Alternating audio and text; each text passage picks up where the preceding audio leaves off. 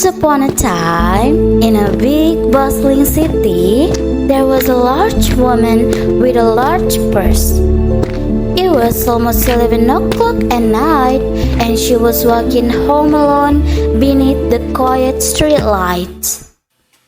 But then, out of the shadows came a boy. He was quick, but not quick enough. He tried to snatch her purse, but the purse was too heavy.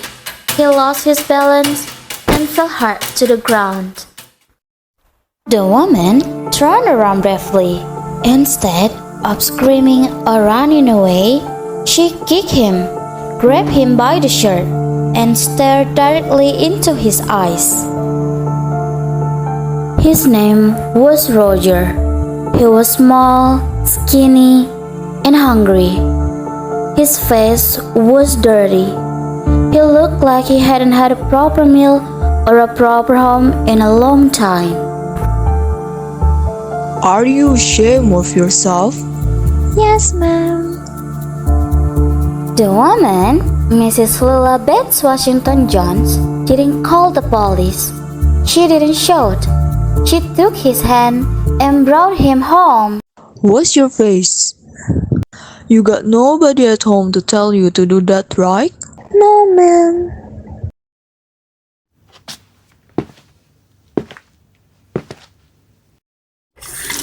So she gave him a towel. And then she gave him something even more important, her kindness.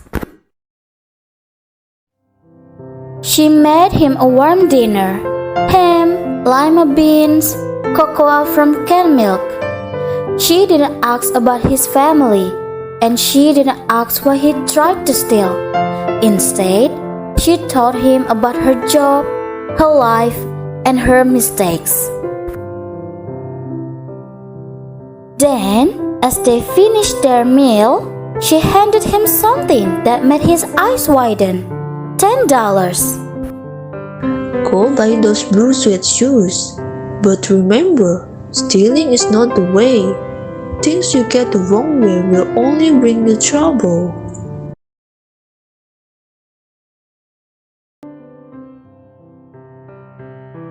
Good night. Behave yourself, boy. Roger wanted to say something more than just thank you, ma'am, but no words came. At the end, he looked back one last time and never saw her again.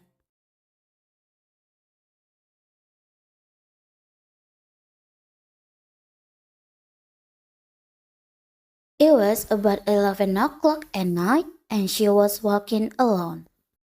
The story is set in a city neighborhood in the United States, most likely during the mid-20th century.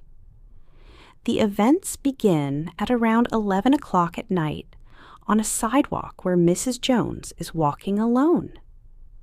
This late-night timing adds to the sense of danger and vulnerability.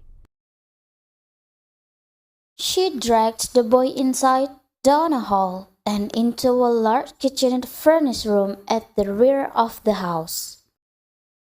The place then shifts to Mrs. Jones's home, specifically a shared house with a kitchenette at the back. The room is described as modest but comfortable, giving a sense of warmth and safety despite the boy's initial fear.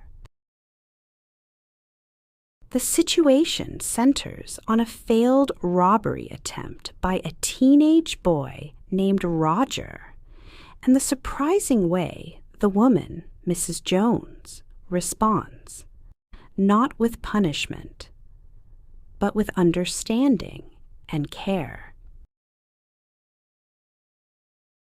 You ought to be my son. I would teach you right from wrong.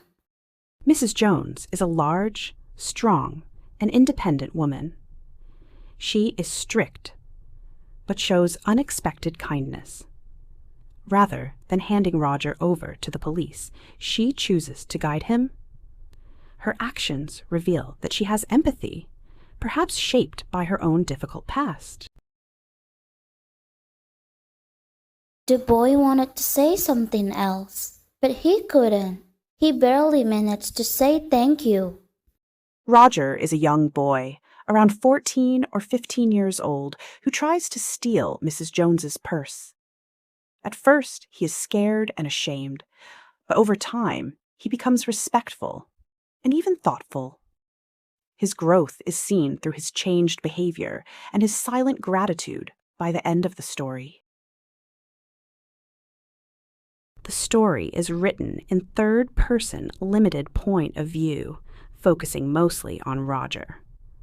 Although the narrator does not directly tell us Roger's thoughts, his feelings are revealed through his actions and dialogue. This perspective helps readers understand Roger's emotional journey without fully entering his mind. There was a young boy named Roger who tried to snatch a woman's purse late at night. The woman, Mrs. Luella Bates Washington Jones, caught him and brought him to her home. She surprised Roger by treating him kindly instead of punishing him. She fed him, talked with him, and learned he wanted money for a pair of shoes. Before letting him go, she gave him the money and taught him a lesson about trust and dignity. I have done things too, which I would not tell you, son. Neither tell God if he didn't already know. The main theme of the story is compassion and second chances. Instead of punishing Roger, Mrs. Jones offers him understanding, trust, and guidance. The story shows that a single act of kindness can leave a lasting impression and possibly change someone's path. Now, here, take this $10 and buy yourself some blue suede shoes. And next time, do not make the mistake of latching onto my pocketbook nor nobody else's. The message of the story is that people, especially young ones, can change if they are given love, trust, and understanding instead of judgment.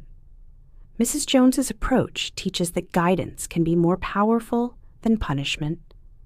The story reminds us that behind every wrong action, there may be a deeper need, like hunger, loneliness, or lack of support.